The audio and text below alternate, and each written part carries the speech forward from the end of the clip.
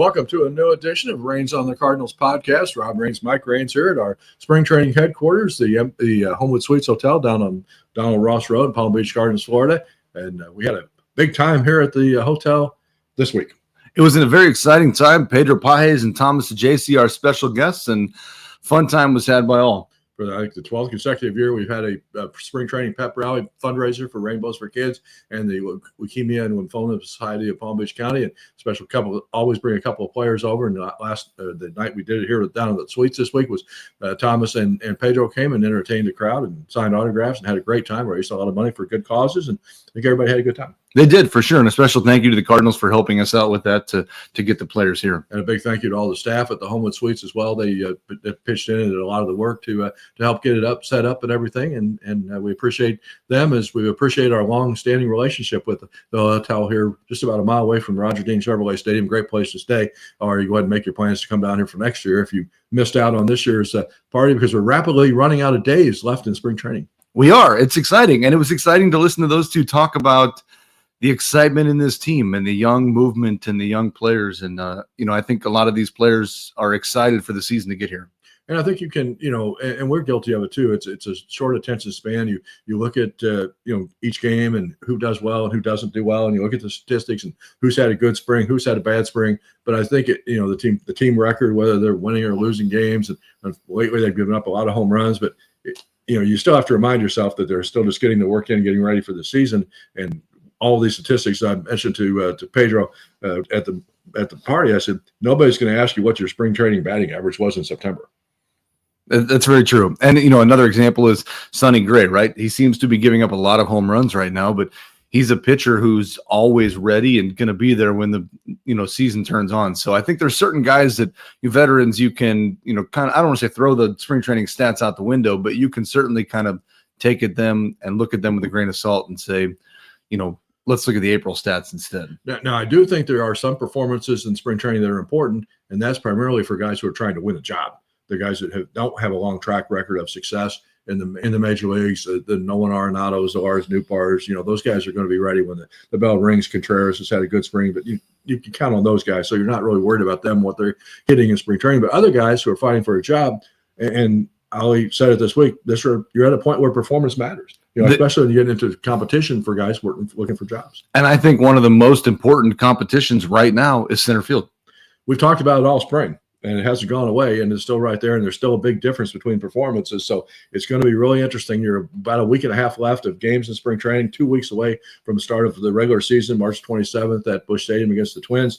Who's going to be your starting center fielder? If you had to say today, 2 weeks to go, who's your starting center fielder opening day? It should be Victor Scott. He's done everything to prove that he deserves a starting spot on this team, and I think his ceiling overall is higher than Michael Ciani's. Now, the counterpoint is Ciani played a lot more last year, and as Ali has said, he was a big addition to helping this club. But I think had Victor not gotten hurt in spring training last year, it'd be a very different discussion because Ciani wouldn't have played. Yeah, of course, Victor got the job because Dylan Carlson got hurt, next to last spring training game, and then struggled. He was already going to go to the minor leagues and just wasn't ready for that assignment. I think we've seen a different Victor Scott this spring than you saw a spring. Even though he played well last spring, still was not the same aggressive, confident player that he's been. And Ciani just hasn't hit at all. And I know that there's ways that he helps the ball club beyond what he does at bat. But the gap between Ciani defensively and Victor Scott, the second in center field, I think is narrowed. I don't think it's as great as it was a year ago. And I don't think it's as big as some of the coaching staff may think it is. There's a play the other day. I think Victor Scott has a stronger arm than Ciani. And there was a play between Victor Scott to Mason Wynn at home, and the runner was out by like a mile and was surprised. I mean, that was an incredible play. And when you got two young guys with dynamic arms like that, he had two big assists in that game or in that week, and so I think you got to look at the whole picture. And one of the things that Ali is talking about all spring, and we know it's a reality of the situation of where this ball club is in the cycle of being competitive, is the short term versus long term, and they're going to balance those decisions. I'll give you a case in point, and I think it maybe applies to center field too. But it's Thomas Ajayci. The short term is that he's proven he could play in the big leagues and probably deserves a chance to play in the big leagues. But where would he play on this club right now?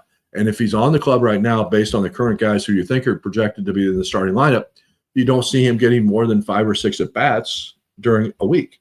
And at his age, 22, he needs to play every day. So I would bet you right now he's the starting shortstop in Memphis. And the thing about Sajaci is, too, he's got age on his side. Mm-hmm. So being only 22 years old, he's got another year or two that he could work it out. He's battling against somebody like, say, Fermin, right? Because Fermin can be a backup that isn't going to play as much. Well, Fermin's 26, 27. So there's a difference of that guy just sitting there and, I don't want to say wasting away, but like his ceiling is not as high as he's not really a prospect. He's not really a prospect. He can play in the big leagues and play well when he gets the opportunity, but you're not taking playing time away from a prospect by putting him on the roster. And that's what I'm going to say is, getting back to the whole center field discussion, is I don't see a scenario where Victor Scott II and Michael Ciani are both on the roster. So if Ciani wins his job, and as I say, the next 2 weeks do matter, maybe he'll get hot, maybe he'll start hitting, but otherwise, I don't know. It's going to be a really tough decision because it impacts one other spot in the lineup. Because there's no chance that Michael Ciani, if he's the starting center fielder, is going to bat anywhere other than ninth. But if Victor Scott II is here, I would argue, especially based on how Mason Wynn has hit this spring, I'd bet Victor Scott II leadoff. I don't disagree with that, because the fact that the speed is what changes this game so much, right? And he needs to get out there and run. And we've seen it in spring training games. He gets out, runs. Next thing you know, we're up 1-0. And for a team that has kind of struggled to hit in spring, you need to manufacture some runs. And I think the other thing that can do is running makes the game exciting, right? And who likes watching exciting games? Fans. Fans will come to more games if it's exciting baseball. So I think it does a lot of different things by working that direction. So that's one decision that we're going to be watching the next couple of weeks here before we count down to opening day.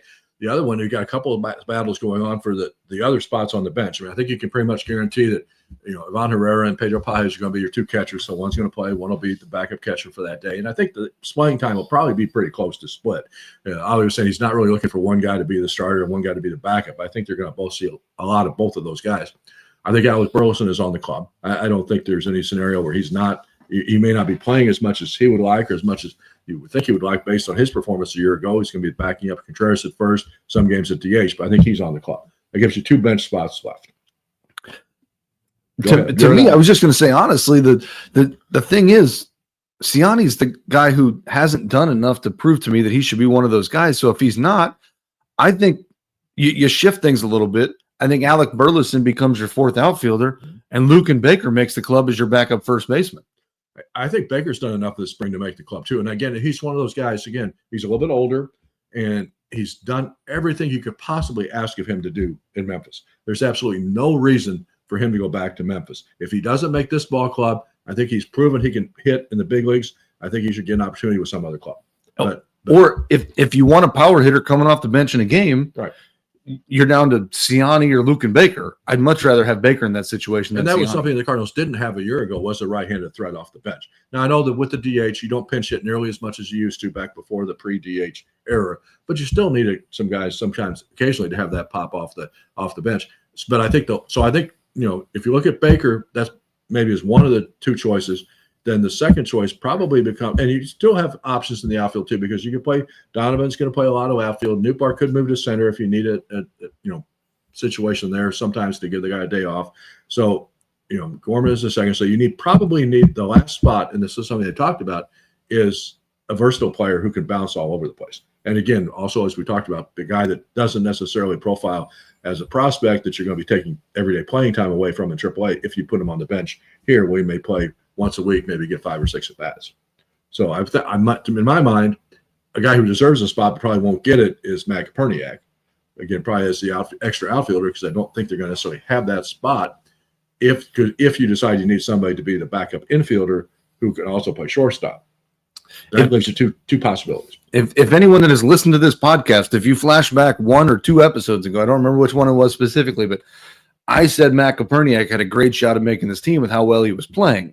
And somebody else was kind of hesitant at the point of that. But, so there are facts to back this up as we go through this. But yes, I think it's interesting because he's playing very well. He's done everything that he can, but you need certain positions to fill a role, right? And you've got a few guys, like Burleson, who can play a couple spots. Donovan's really the key guy that can play pretty much anywhere you put him, which is ideal. But then a couple other guys are pretty much locked into those solo positions. So does a guy like Jose Fermin give you more options because he can play short, third, second? Mm-hmm. You could probably put him in the outfield if you needed to. Well, he's played there some this spring. Yeah, that's what they're trying to find out. And that's the other guy who I think has a real good shot at making this club is Jose Barrero, who's had a pretty good spring. He's primarily a shortstop, so he covers that. And he can play second. I don't really necessarily need him to play third, but he's also he started a game this week in left field. Started a game in right field. So I think they're trying to see that he has that versatility to help what they want in that final bench spot. So as much as you like to see a spot for Koperniak, as much a good a guy as Fermin was in that role he had a year ago, I kind of like Barrero's chances. And if you look at the stats right now, they're both, I'm just looking at some, both of them have 6 hits so far this spring. So they're both very similar type players. So I think that's one battle to watch between the two of them over the last week and a half. That's Mike Raines. Rob Raines, of course, injuries also could have come up and play a role in that final decision of the roster. This is the Raines on the Cardinals podcast, brought to you by our spring training sponsor, AAA Travel of Missouri, as well as, of course, our main title sponsor of all of our STL Sports Page programming, Drury Hotels, Archwell Health. We appreciate MB Insurance Agency, all of our sponsors that help make all of our content free with no paywalls. So now let's flip it to the pitching staff now. The interesting thing is you kind of could project all 5 starting pitchers coming into camp, and that may still very well be the case. But you've also got 2 guys one guy, Ali, has come out and said he's a starter. He's not going to go to the bullpen, is Michael McGreevy. That doesn't guarantee that he's going to be starting against St. Louis. And the other guy, even though he's pitched in relief all spring, he's had a great spring, but they keep talking about potentially him being a rotation piece, is Matthew Liberatore. I don't see how all that happens. I don't see either, but let's start with McGreevy here. I don't see any reason that he hasn't earned a spot as a starter on this team. He's done everything that he's supposed to do. He's looked very good.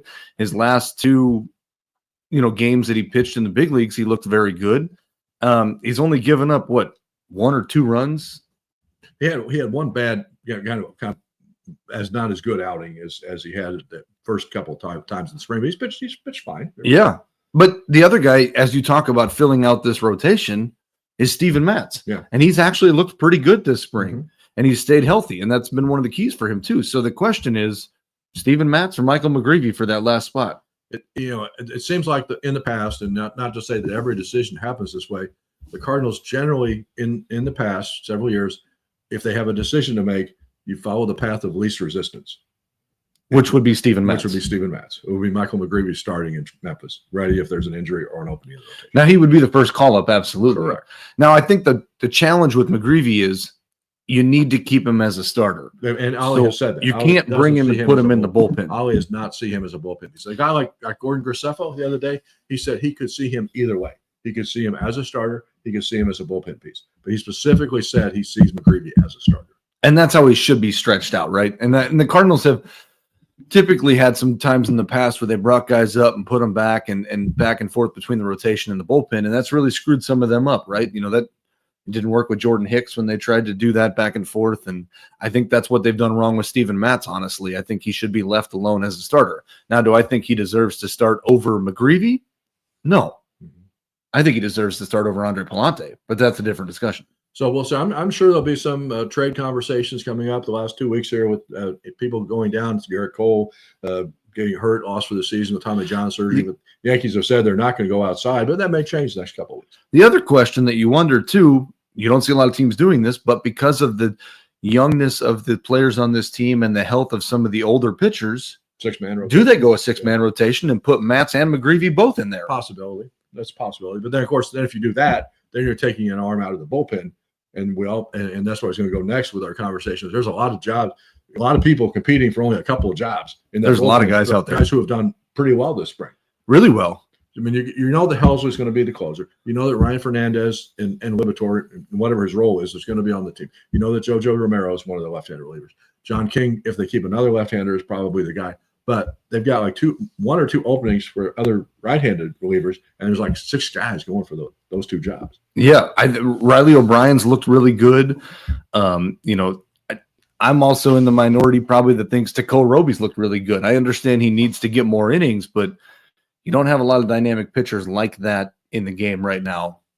You run down the list of guys that Roby is a guy that I think probably falls into that McGreevy prospect category of we'd rather have him pitch every, be a starter in Memphis, pitch every 5 days, build his arm back up, as opposed to maybe pitching every couple innings a week in the bullpen, because he's been hurt the last 2 years. Did a big story on Tacoma elsewhere on stlsportspage.com. Hopefully you had a chance to read it earlier this week.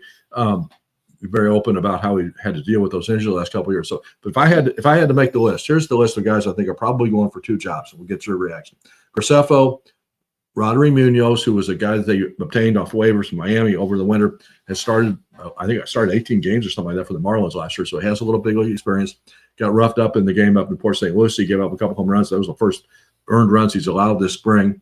You got Nick Anderson, who's a veteran guy that they signed, who's had success in Tampa Bay, minor league guy on a free agent contract. Riley O'Brien, you mentioned, was hurt a lot of last year, but they really like him. Kyle Leahy has pitched really well this spring, and Chris Roykoff has pitched really well this spring, kind of making a big jump from where he was as a rookie a year ago to how he's pitched this spring. To me, the guy that I've not been impressed with so far out of that list is Nick Anderson. I haven't seen anything out of him to show me that he can get guys out. He's only pitched 3 or 4 innings and given up 6 or 7 runs. So I'm not convinced in him. He did work a 1-2-3 inning on Tuesday, but again, he was pitching the 9th inning and they're already losing 12-5. Yeah. So you're pitching almost a lot of minor league guys. Now, it's not to say that he can't be addition to his ball club later down the road, but I think he needs some more time to work through that. The interesting thing is as they value the bullpen arms too, is that, and it'll change a little bit as we get deeper into spring training. But to this point of spring training, those guys who are coming in 7th, 8th, 9th inning, by and large, are facing minor league lineups. Yes. Because by that time, all the major league guys are out of the ball game. So it is a little bit harder to judge like performance for somebody who pitches the 4th inning of a game versus the 9th inning. But that's my point a little bit too. If Nick Anderson's pitching the 9th inning of a game and giving up 6 runs to their backups, I'm not convinced that he can get out the other guys. So I would understand. That's the challenge for me. That's sitting that. But I think Riley O'Brien and Roderick Munoz are the 2 guys right now that jump out to me that should earn those last 2 spots. And again, of course, all those guys, bullpen's going to be a fluctuating thing during the regular season. We saw it a year ago. They came up with a name for it a couple of years ago, the I-55 shuttle, bringing up and down guys all the time. We really need more nonstops to Memphis. I can't believe Southwest doesn't fly nonstop from St. Louis to Memphis. Cardinals can't get a sponsor to get 1 or 2 flights back and forth here. Come on. I mean, it is only about a 4.5-hour drive, but sometimes I joke with some of those guys when they come up. I said they're better off if they get called up when they're on the road, because then they can fly and they don't have to drive. So, not necessarily need the shuttle bus going back and forth. So, but anyway, those are some of the decisions that are going to be interesting to watch, and we'll be monitoring all of it, of course, here from Jupiter for stlsportspage.com as we get closer to the countdown, and some more roster cuts will be coming, and some tough decisions I think that the team has to make.